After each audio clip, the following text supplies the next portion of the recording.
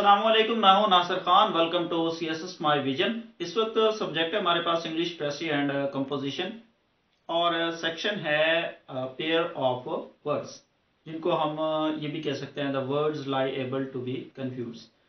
इस सेक्शन में हम उन वर्ड्स को कवर करेंगे जो कि थोड़ा कंफ्यूज एबल होते हैं मीनिंग में या वॉइस में या किसी भी तरीके से, ठीक है। और उनको आमतौर पर पेयर ऑफ वर्ड्स भी कहते हैं। तो लेक्चर स्टार्ट करते हैं।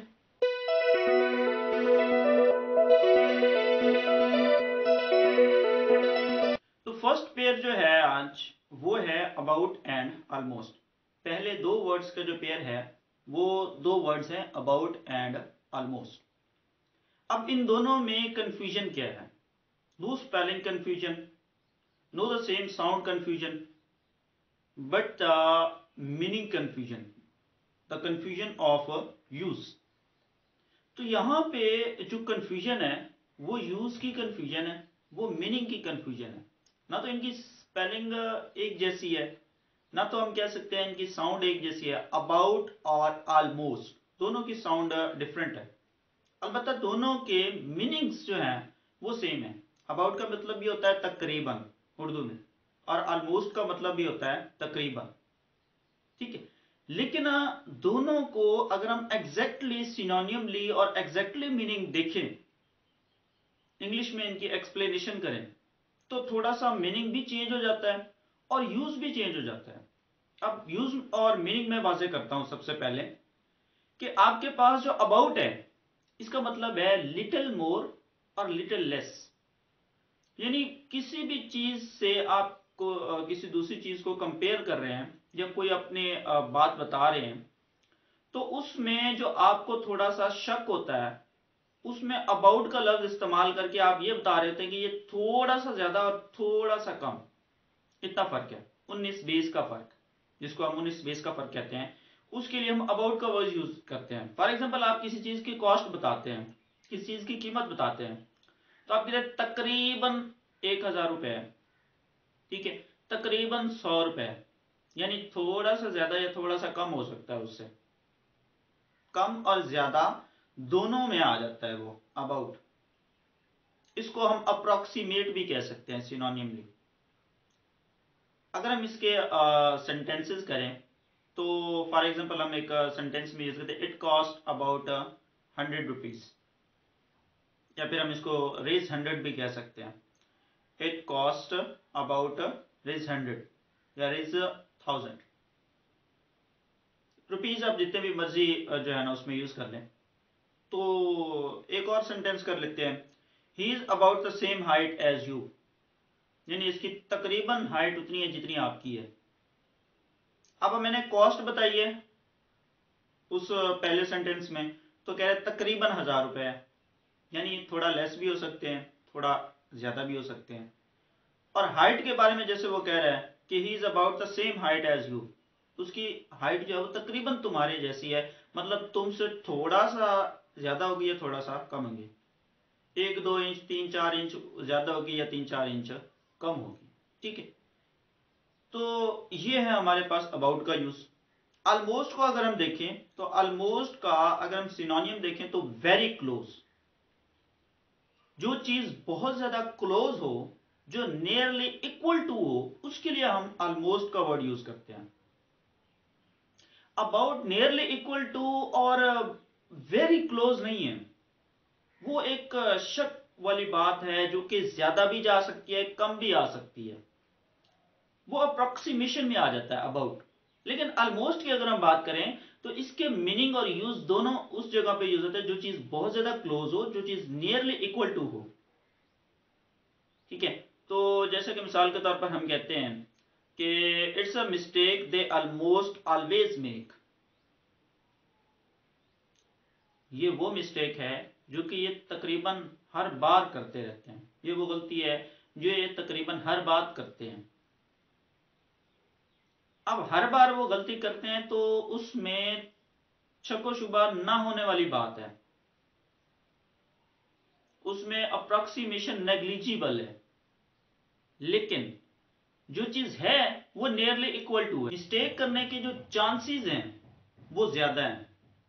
यहाँ पे अप्रोक्सीमेशन और शको शुबा वाली जो डाउट है वो नेग्लिजिबल है। यहाँ पे हम ये नहीं कह सकते कि लिटिल मोर और लिटिल लेस। यहाँ पे हम जो वर्ड यूज करेंगे वो वेरी क्लोज और बहुत ज्यादा नियरली इक्वल टू के लिए हम ऑलमोस्ट का वर्ड यूज करते हैं। एक और सेंटेंस कर लेते हैं इसकी एग्जांपल के लिए। The story is almost false. जो कहानी है वो तकरीबन गलत है। अब ये तो नहीं हो सकता ना कि कहानी में एक दो लाइनें जो है वो सच लिखी हो और बुक बाकी पूरी सारी जो है वो गलत लिखी हुई हो। कहानी गलत होगी तो पूरी गलत होगी, जो कि नियरली इक्वल टू हो सकती है, यानी कहानी तकरीबन मुकम्मल है ही गलत। एक बंदे को चीज की कंफर्मेशन नहीं है लेकिन बात वो बिल्कुल सच कह रहा है, उस वक्त वो ऑलमोस्ट का वर्ड यूज करेगा। कंफर्मेशन ना होने की वजह से वो ऑलमोस्ट का वर्ड यूज कर रहा है। अलबत्ता उसमें यूं समझ लें जो शक व शुबा या यूं समझ लें कि वो झूठ बोल रहा है या उसकी बात सही नहीं है, इस तरह की कोई चीज नहीं होती। हाँ, जिसको शक व शुबा होता है वो अबाउट यूज करेगा। जिसको शक व शुबा नहीं है, जो very closely nearly equal to बात कर रहा है, उसके लिए ऑलमोस्ट का वर्ड यूज करते हैं। तो यह है ऑलमोस्ट और अबाउट। नेक्स्ट टू वर्ड्स का जो हमारे पास पेयर है वो है अब्सोल्यूट और ऑब्सलीट। अब साउंड में थोड़ा सा डिफरेंस है लेकिन यहां पे कंफ्यूजन साउंड की ही है। यहां पे मीनिंग इनके डिफरेंट है, यहां पे इनकी स्पेलिंग डिफरेंट, लेकिन जब साउंड का कंफ्यूजन आता है तो स्पेलिंग का कंफ्यूजन लाजमी आता है।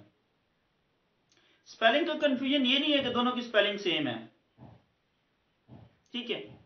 स्पेलिंग सेम हो तो फिर कंफ्यूजन वाली कौन सी बात रहेगी। तो यहां पे जो कंफ्यूजन है वो ये है कि बाज़ औक़ात स्टूडेंट अब्सोल्यूट की स्पेलिंग की जगह ऑब्सोलीट की स्पेलिंग लिख सकते हैं और ऑब्सोल्यूट की स्पेलिंग की जगह अब्सोल्यूट को यूज कर सकते हैं, तो साउंड के जो है वो सेम होने की वजह से। तो जो अब्सोल्यूट है उसका मीनिंग होता है रियल, अनडाउटेड। अब्सोल्यूट, सर्टेन, जो चीज अनडाउटेड हो, जिसमें शक व शुबा ना हो, जो बिल्कुल सच हो, उसके लिए अब्सोल्यूट का लफ्ज यूज करते हैं। और जो लफ्ज अब्सोल्यूट है उसका मतलब होता है नो लॉन्गर इन यूज, ऐसी चीज जो तर्क की भी हो, जिसको हम मतरूक कह सकते हैं। ऐसी चीज जो तर्क की भी हो उसके लिए हम अब्सोल्यूट का लफ्ज भी यूज कर सकते हैं। यूज की तरफ चलते हैं। अब्सोल्यूट का मतलब अभी मैंने बताया, उसकी स्पेलिंग है ABSOLUTE। इस अब्सोल्यूट की बात कर रहा हूं। तो उसका मतलब अभी मैंने बताया रियल, अनडाउटेड, सर्टेन। इसका अगर हम सेंटेंस करें, द डार्कनेस वाज अब्सोल्यूट। अंधेरा यूं समझ ले मुकम्मल छा चुका था, जब वाकई सच में अंधेरा था।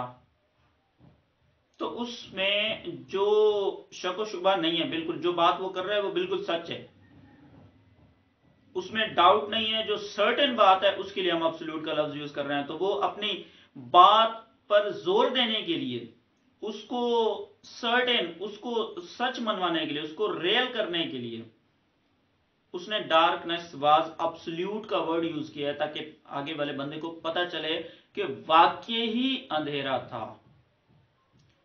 एक और इसका सेंटेंस करें, he is an absolute fool. He is an absolute fool. ये वाक्य ही बेवकूफ है, ये सच में बेवकूफ है। हम तो ये भी कह सकते हैं ही इज अ फूल, ये बेवकूफ है, लेकिन बात को रियल करने के लिए, उस पर जोर देने के लिए, उसको सच मनवाने के लिए उसने अब्सोल्यूट का वर्ड यूज किया है कि ही इज अब्सोल्यूट फूल। ये वाक्य और सच में बेवकूफ है।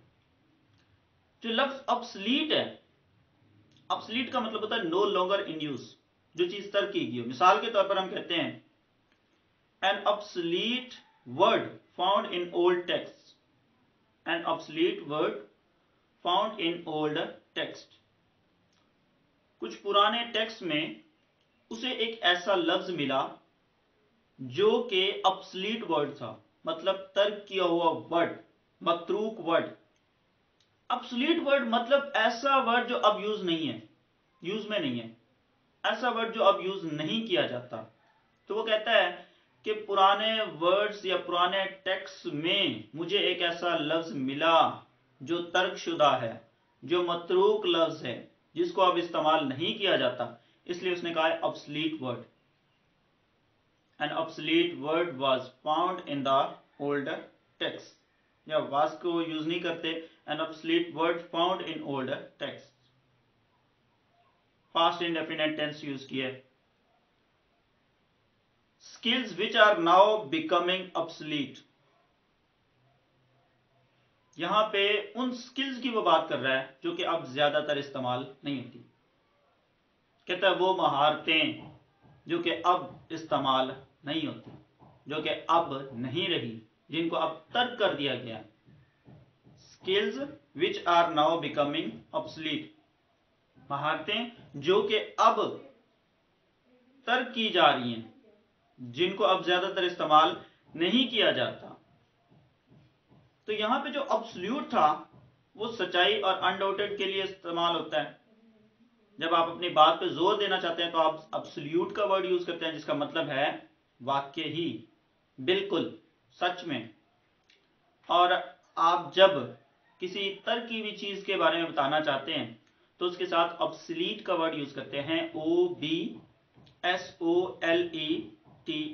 ऑब्सोलीट। ऑब्सोलीट जो है इसका मतलब होता है तर्क किया हुआ या मतरूक। नेक्स्ट जो हमारे पास पेयर है वो है अब्सटेन और रेफ्रेन। अब्सटेन और रेफ्रेन, अब इन दोनों में no spelling confusion, no same sound confusion. Abstain A से शुरू होता है, रेफ्रेन आर से शुरू होता है। और उर्दू में भी अगर हम इसकी जो एक इसका प्रोनाउंसिएशन है, प्रोनाउंसिएशन भी सेम नहीं है, रेफ्रेन अब्सटेन, ठीक है। तो यहां पे कंफ्यूजन है मीनिंग की। दोनों का मीनिंग है परहेज करना। अब्सटेन का मतलब भी होता है परहेज करना और रेफ्रेन का मतलब भी होता है परहेज करना। अब अगर मैं अब्सटेन को परहेज करना कहूं तो ठीक होगा, और रेफ्रेन को रोकना कहूं तो ठीक होगा। वजह, अब्सटेन का मतलब होता है टू प्रैक्टिस सेल्फ डिनायल, क्योंकि परहेज करना वर्ड हम वहां यूज करते हैं जब कोई खुद किसी चीज से रुक जाता है, जब कोई खुद किसी काम को करना रोक देता है। सेल्फ डिनायल के लिए हम परहेज करना का वर्ड यूज करते हैं। तो मैं अब्सटेन के लिए कहता हूं कि परहेज करना जो है इसका उर्दू में मीनिंग ठीक है कि टू प्रैक्टिस सेल्फ डिनायल, जब आप खुद कोई चीज छोड़ देते हैं तो आप अब्सटेन का वर्ड यूज करते हैं। For example, at the last election he abstain from voting. At the last election he abstain from voting, कि पिछले इलेक्शन में उसने वोटिंग नहीं की। अब उसने खुद वोटिंग नहीं की ना, सेल्फ डिनायल पर जो वर्ड यूज किया जा रहा है वो है अब्सटेन, कि वो खुद रुका था, उसने खुद जो काम नहीं किया, उसने नहीं किया, आपने नहीं किया, हमने नहीं किया, उन्होंने नहीं किया। मतलब यहां पे सब्जेक्ट जो है वो आपके खुद होने का जरूरत नहीं है, सब्जेक्ट जो मर्जी हो, लेकिन जहां पे जो भी ये वर्क कर रहा है वो खुद कर रहा है, वो खुद इनकार कर रहा है, वो खुद परहेज कर रहा है, वो चाहे प्लुरल है वो चाहे सिंगुलर है, वहां पे लफ्ज अब्सटेन को यूज करते हैं। जैसे he has been advised to abstain from alcohol, उसको नसीहत की गई है कि वो अल्कोहल से परहेज करे।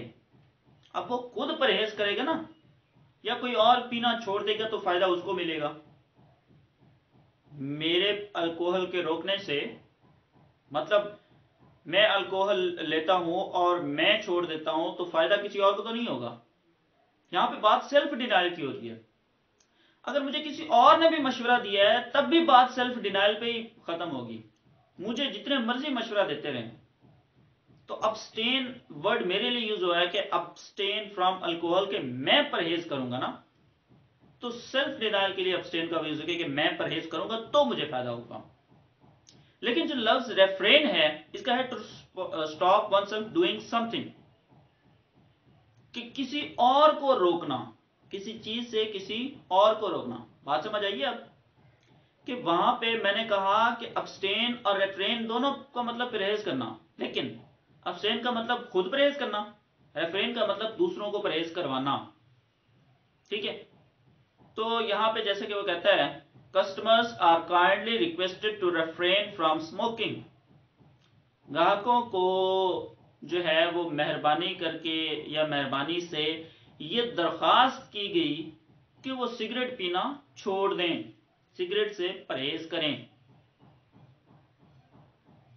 तो किसी और को जब आप रोकते हैं, किसी और को आप किसी चीज से परहेज करने का कहते हैं तो रेफ्रेन का वर्ड यूज करेंगे। For example, she has been wisely refrained from criticizing the government in public। ठीक है, उसको सख्ती से मना किया गया है, यानी she has been wisely refrained from criticizing the government in public।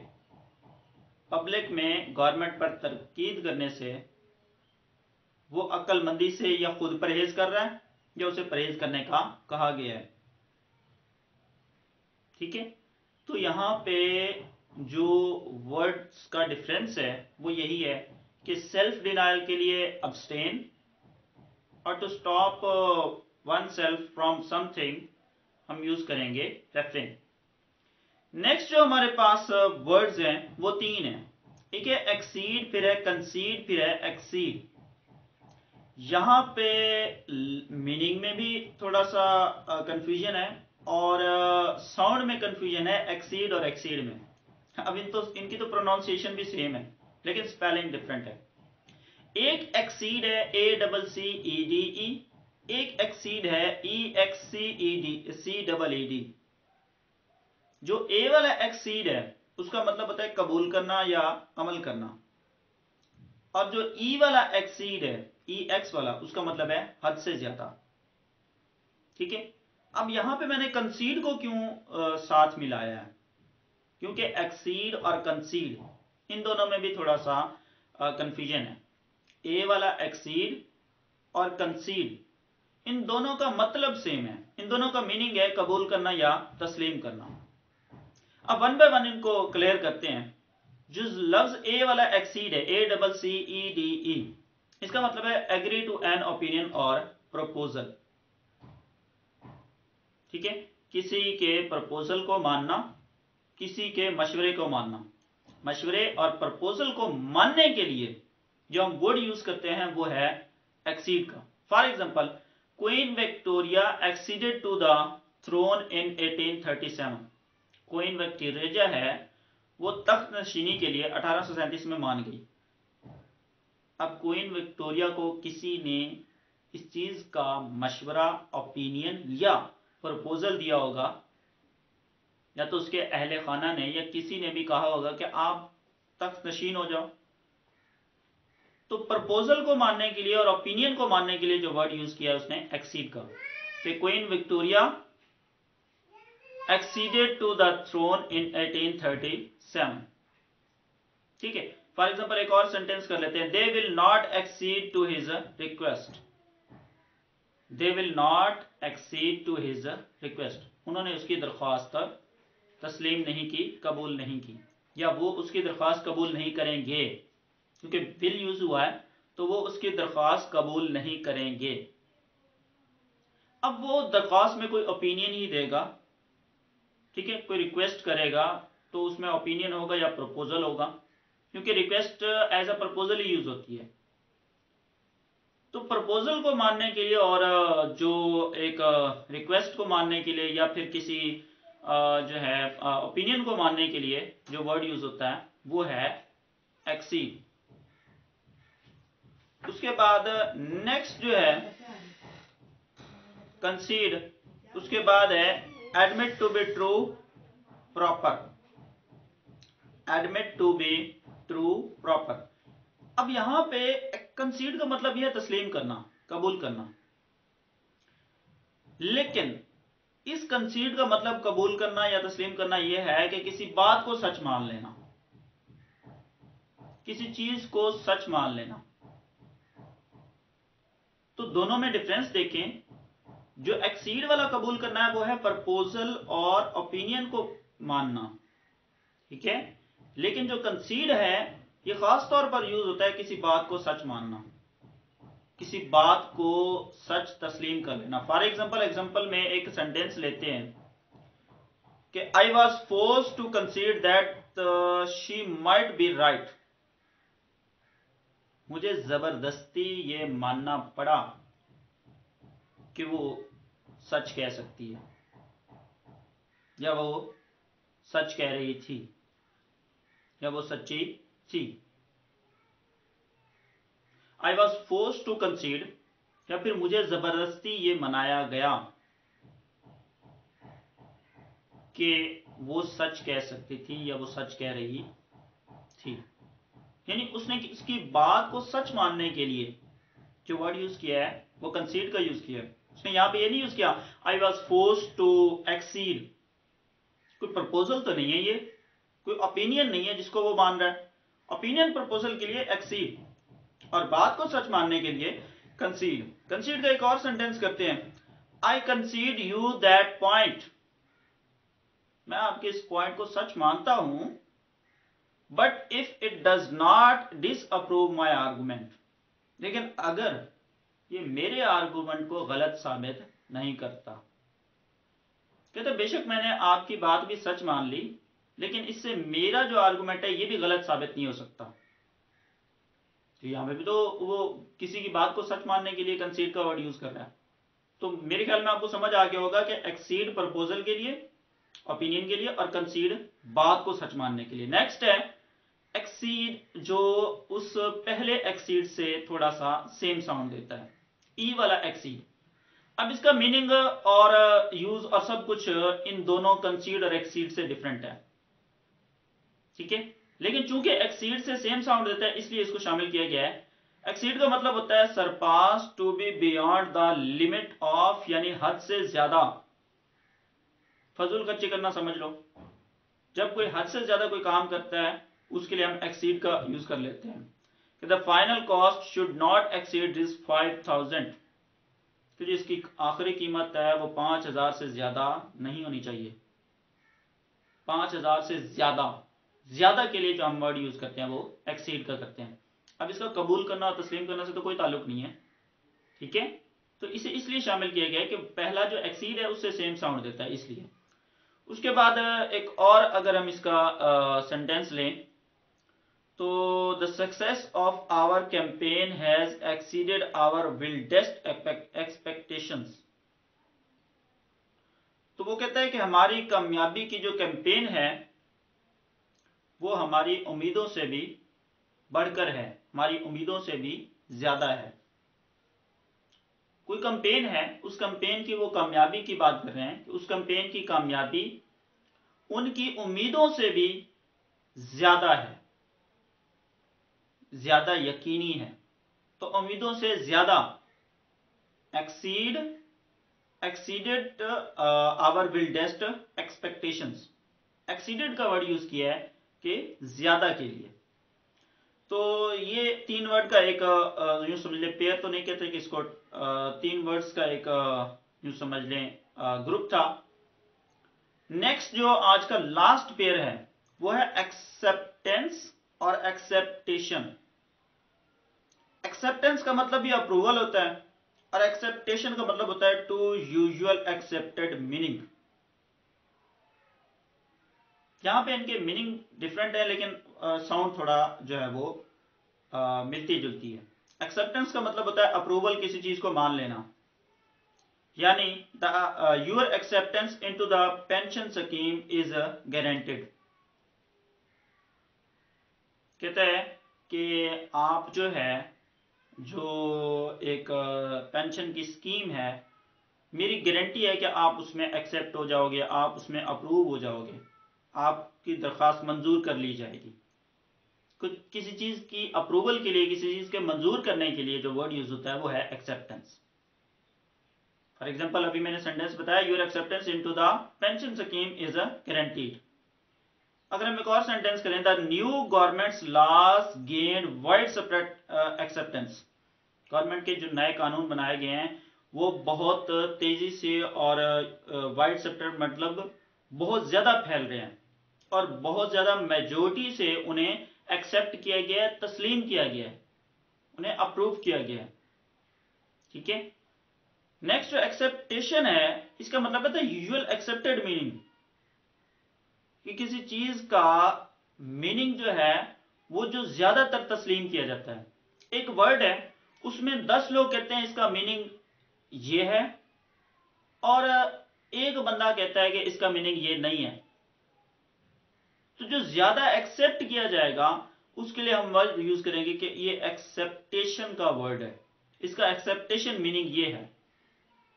एक बंदे की तो बात नहीं मानी जाती ना, 10 की मानी जाएगी, कि 10 बंदों की ज्यादा की जब मानी जाती है तो जो चीज ज्यादा तस्लीम की जा रही है उसके लिए हम कहते हैं एक्सेप्टेशन, की इसका मीनिंग जो है वो एक्सेप्टेशन मीनिंग है कि ज्यादातर ये माना जाता है। For example, there are many acceptation of the word ostentation.